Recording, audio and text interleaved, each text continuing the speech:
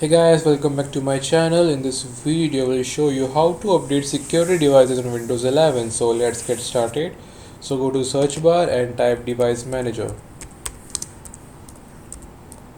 Open device manager and maximize this window. And in the left side, you can see all the listed drivers for uh, Windows 11. So you have to search for security devices. Okay, here it is. So double click on it and you can see all the options here. You have to go to the first one, right click on it and go to the update driver option. After clicking on update driver option, you can see the two options here: search automatic for drivers as well as browse by computer for drivers.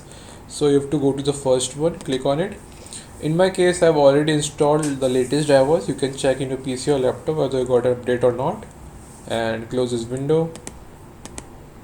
Again, you have to search for this time for settings. So search for settings, open settings menu. Now in the left side you can see all the settings options. So you have to go to the last one, which is Windows update option, and click on check for updates. Now it will start searching for the latest drivers on your Windows 11 PC. Till then, you can subscribe to my channel and like my video. I keep bringing the best videos out there on Windows 11, which will help you out in working smoothly on Windows 11.